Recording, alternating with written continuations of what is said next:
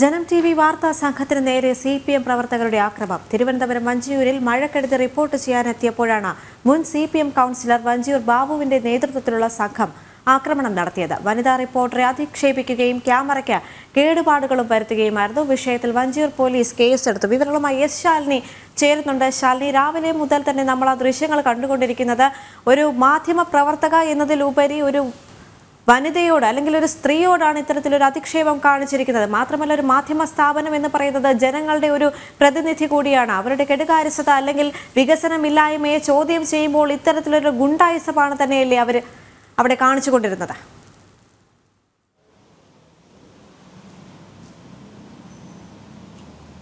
ദേവിക, തീർച്ചയായും ഇന്ന് രാവിലെ 10 മണിയോട് കൂടിയാണ് ദാരുണമായ സംഭവം ഉണ്ടായത് എന്നുള്ളതാണ് ഏറ്റവും പ്രധാനപ്പെട്ട കാര്യം. ഞാനടക്കമുള്ള 3 പേർ, നമ്മുടെ ക്യാമറമാൻ വിവേക്, ഒപ്പം ക്യാമറ അസിസ്റ്റന്റ് അരുൾകുമാർ, ഇങ്ങനെ 3 പേരാണ് ആദ്യം 10 മണിയോട് കൂടി ഈ മഴക്കെടുതി റിപ്പോർട്ട് ചെയ്യാനെത്തിയത്. ആമയിഴഞ്ചാൻ തോടിന്റെ ഒരു ഭാഗം ഇടിഞ്ഞു താഴ്ന്ന് അത് ജനജീവിതത്തെ കാര്യമായി തന്നെ ബാധിച്ചിരിക്കുന്നു. നിരവധി വീടുകളിലേക്കുള്ള വഴിയും ഗതാഗതവും മുട്ടി എന്നുള്ളതായിരുന്നു നമുക്ക് കിട്ടിയിട്ടുള്ള വിവരം. ഇതിന്റെ അടിസ്ഥാനത്തിലാണ് ആ മേഖലയിലേക്ക് ചെന്നത്. പക്ഷേ CPM കൗൺസിലർ, മുൻ കൗൺസിലറായിരുന്ന വഞ്ചിയൂർ ബാബുവിന്റെ, അതായത് നിലവിലെ കൗൺസിലറായിട്ടുള്ള ഗായത്രി ബാബു, ഇവിടുത്തെ നിലവിൽ ആരോഗ്യ വകുപ്പിന്റെ ആരോഗ്യ സ്റ്റാൻഡിംഗ് കമ്മിറ്റി ചെയർമാനാണ് തിരുവനന്തപുരം നഗരസഭയിലെ.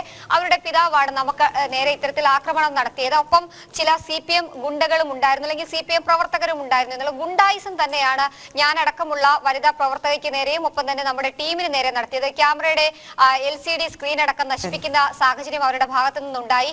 ഒപ്പം ക്യാമറ അസിസ്റ്റന്റ് അരുൾകുമാറിന് നേരെ അവർ വലിയ രീതിയിൽ ആക്രോശിച്ചുകൊണ്ട് പിടിച്ചു തള്ളുകയും ഗുരുതരമായി പരിക്കേൽപ്പിക്കുകയും ഒക്കെ ചെയ്തിട്ടുണ്ട്. എന്തായാലും നിലവിൽ നമ്മൾ വഞ്ചിയൂർ പോലീസിൽ പരാതി നൽകിയിട്ടുണ്ട്. വഞ്ചിയൂർ പോലീസ് FIR ഇട്ട് കേസെടുത്ത് അന്വേഷണം ആരംഭിക്കുകയും ചെയ്തിട്ടുണ്ട്. എന്തായാലും ഒരു വനിത അല്ലെങ്കിൽ ഒരു സ്ത്രീ എന്ന സാമാന്യ മര്യാദ പോലും കാണിക്കാതെയാണ് അദ്ദേഹത്തിന്റെ ഭാഗത്ത് നിന്ന് പ്രകോപനമുണ്ടായത്. യാതൊരു പ്രകോപനവും സൃഷ്ടിക്കാതിരിക്കുമ്പോഴാണ് ജനം TV സംഘത്തിന് നേരെ ഇത്തരത്തിലൊരു ഗുണ്ടായിസം അവിടെ ഉണ്ടായത്. അത് തന്നെയാണ് വിവരങ്ങൾ നൽകുകയായിരുന്നു എസ് ശാലിനി.